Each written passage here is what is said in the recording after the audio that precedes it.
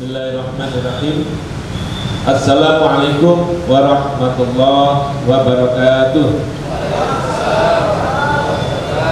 Yang saya hormati para unsur pimpinan baik di AUPK maupun di AAKK. Yang saya hormati seluruh peserta apel pagi yang insya Allah dirahmati oleh Allah. Alhamdulillah, pagi hari ini kita kembali dapat melakukan atau mengikuti cas pemanasan untuk pembekalan kita bekerja 1 minggu ke depan. Alhamdulillah kita diberikan kesehatan.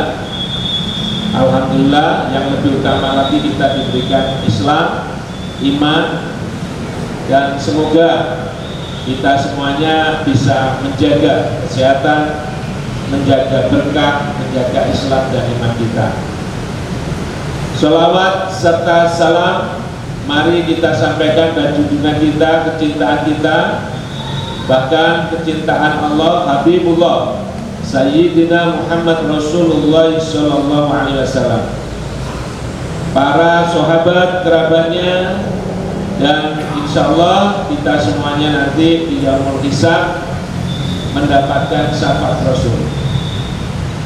Kita dipanggil oleh Rasul, kita didata oleh Rasul, sehingga itu yang biasanya kita sebut dengan syafaat, pertolongan dari Rasul, sehingga kita hisabnya diringankan oleh malaikat. Dan moga-moga dengan begitu semuanya yaumul akhir kita mendapatkan rahmatnya Allah, kasih sayangnya Allah dalam 2 bentuk, yaitu maghfirah, pengampunan dari Allah, sehingga apa yang kita kerjakan semuanya diampuni oleh Allah. Dan yang kedua, kita mendapatkan kemuliaan dari Allah. Kita dikumpulkan dengan manusia-manusia yang dimuliakan oleh Allah. Kita kemudian ditempatkan di tempat yang dimuliakan oleh Allah. Ibu bapak, seluruh peserta apel yang dirahmati Allah, hari ini kita alhamdulillah melewati satu peristiwa kemarin yang cukup penting, yaitu Hari Kesaktian Pancasila. Kesaktian Pancasila sebagai bukti bahwa ideologi yang kita sepakati bersama di dalam membangun negara dan bangsa ini dikokohkan oleh Allah melalui ujian-ujian yang cukup berat dengan peristiwa G30 SPKI dan peristiwa-peristiwa sebelum dan setelahnya. Moga-moga saja kita yang ada di sini senantiasa diberikan kekuatan oleh Allah bisa memaknai kebesaran negara dan bangsa ini.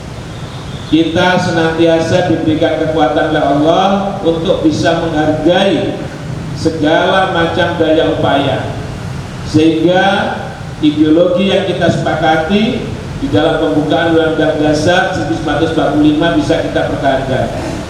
Dengan demikian maka kebinekaan di dalam menyelenggarakan negara dan bangsa ini bisa kita tetap jaga. Keanekaragaman adalah keniscayaan. Tidak mungkin kita akan bisa hidup makmur kalau kita egois, kalau kita benarnya sendiri. Namun keanekaragaman di dalam kehidupan beragama, dalam kehidupan berbangsa, suku dan sebagainya, yang terpenting adalah saling menghargai, toleransi. Insya Allah kita semuanya bisa hidup bersama, mencapai kemakmuran bersama, sehingga bisa beribadah dengan tenang. Dan insya Allah dengan begitu kita juga bisa mewujudkan cita-cita keimanan dan keislaman kita.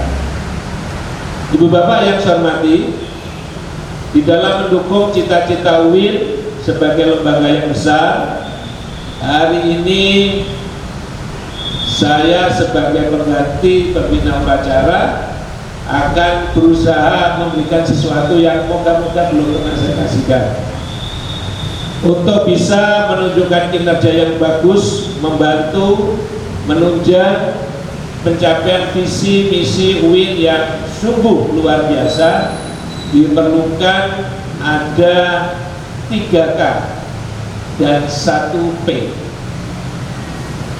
3K itu yang pertama adalah kompetensi.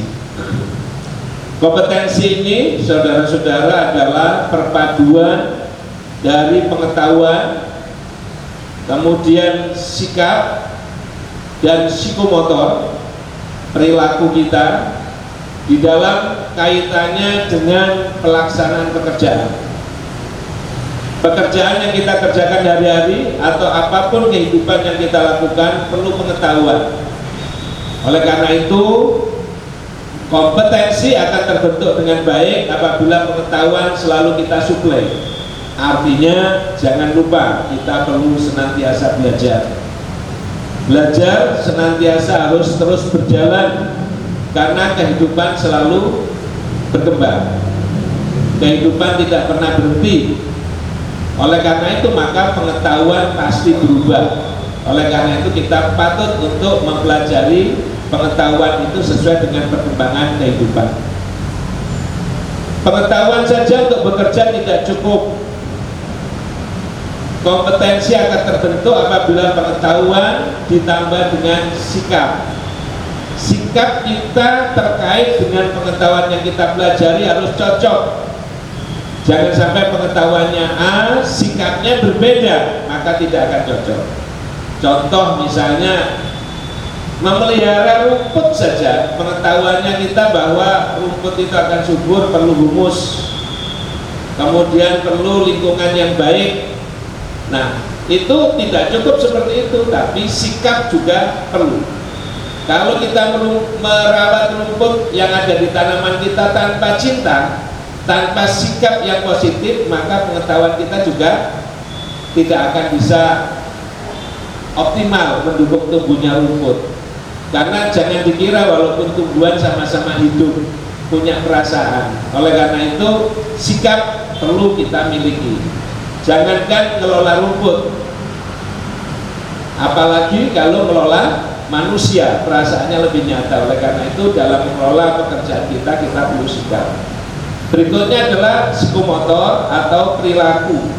Psikomotor ini bukan sekedar keterampilan, psikomotornya adalah perwujudan apa yang ada dalam jiwa kita dalam aktualisasi praktek kita. Oleh karena itu pengetahuan yang ada, sikap yang kita miliki perlu kita istiqomahkan dalam bentuk perilaku sehari-hari dalam bekerja. Itu semuanya akan menunjang kompetensi kita. Kompetensi yang tinggi akan menghasilkan kinerja yang baik. Yang kedua adalah kepemimpinan. Kompetensi atau kemampuan tanpa kepemimpinan tidak bisa. Apa itu maknanya kepemimpinan? Adalah kemampuan kita mengelola orang.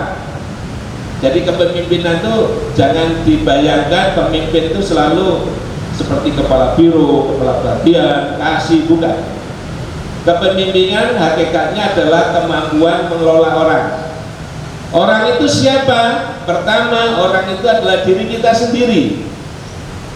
Pengetahuan, kemampuan, kompetensi yang tadi kita miliki tidak akan punya banyak faedah kalau kita nggak bisa memimpin orang, tidak bisa mengelola orang. Salah satunya adalah mengelola diri kita sendiri. Godaan setiap hidup itu perlu ada, seperti iman, naik turun. Oleh karena itu kita harus bisa mengelola diri. Mengelola diri yang kedua apa?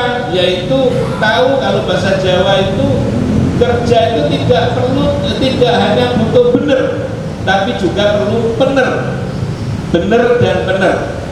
Kita tahu papan ada di mana kita berada. Oleh karena itu maka orang yang punya kepemimpinan bisa membawakan diri dengan baik di lingkungan. Bagaimana dia harus berbuat, dia tahu posisinya di mana, dia tahu bagaimana membawakannya dan lain sebagainya. Selain mengelola dirinya sendiri, kepemimpinan juga mengelola orang lain. Nah, mengelola orang lain ini akan optimal apabila dia bisa mengendalikan dirinya dengan baik. Bagaimana kita mengelola orang lain kalau dirinya sendiri belum bisa mengelola dengan baik. Oleh karena itu kepemimpinan ini kuncinya dua, bagaimana internal kita mengelola diri kita sendiri, yang kedua bagaimana kita mengelola orang lain. Berikutnya di dalam implementasinya kepemimpinan ini seperti orang naik sepeda Bapak Ibu. Orang naik sepeda itu nggak bisa Bapak Ibu pakai teori saja. Kalau orang naik sepeda itu supaya jalan setirnya dipegang, matanya lihat depan. Kalau Bapak Ibu pakai pengetahuan begitu saja, bisa jadi sepedanya nggak jalan-jalan, lupa kakinya nggak ngayuh kan gitu ya. Oh kakinya dikayuh, oh, mancap matanya nggak lihat depan. Nah oleh karena itu kepemimpinan itu perlu seni di dalamnya. Seni itulah yang bisa membuat orang itu luwes, bisa menyikapi dirinya, menyikapi orang lain dengan penuh seni. Kemudian yang ketiga, setelah kita punya kompetensi yang terdiri dari tiga tadi, pengetahuan, sikap, dan psikomotor, kemudian kita punya kepemimpinan, bisa mengendalikan diri kita dan orang lain. Yang ketiga, kita perlu kolaborasi. Kehidupan kita tidak akan selesai dengan diri kita sendiri. Oleh karena itu kolaborasi sangat menentukan keberhasilan lembaga ini. Lembaga kita akan besar kalau kita bisa bekerja sama dengan orang lain. Untuk bisa bekerja sama dengan orang lain tadi modalnya juga yang kedua, kepemimpinan. Kita bisa mengendalikan diri kita, kita juga bisa membawakan diri di hadapan orang lain. Kalau basa Jawa ini iso ngempet, iso buka. Jadi di dalam bekerja sama itu kita kadang-kadang perlu menahan diri. Oh saya begini, menyeimbangkan. Suatu saat kalau darurat penting kita bisa berinisiatif dan sebagainya. Oleh karena itu maka kemampuan kolaborasi ini penting untuk kita miliki. Yang terakhir setelah 3K adalah profesionalisme. Profesionalisme ini adalah penguasaan kita terhadap keahlian diri kita dan keterampilan kita. Bagaimana keahlian yang kita miliki, keterampilan yang kita miliki, itu kita jadikan bekal diri kita di dalam menyikapi dunia pekerjaan. Sehingga orang yang profesional dengan keahliannya tadi, dengan keterampilan tadi, itu dia akan melayani orang lain dengan sebaik-baiknya, walaupun tidak harus selalu diperintah. Dia tahu kapan berbuat, dia tahu kapan harus melakukan A, B, dan C. Kalau saya biasanya menggambarkan seperti suami istri. Suami istri itu kalau suami yang profesional, istri yang profesional itu tahu. Gak harus suami itu bicara sesuatu, minta sesuatu, atau istri minta sesuatu, kita tahu. Kalau suami datang malam-malam ketuk, istri baru lihat saja itu sudah tahu suami saya ini keadaannya bagaimana dan saya harus bersikap bagaimana. Suami datang kelihatan panas pucat, istrinya ngomel, kira-kira gimana Bapak Ibu? Langsung lama dibanting, gak sih dong, lebu metu meneh gitu ya. Sebaliknya istri juga gitu, suami harus bisa membaca tanda-tanda istri.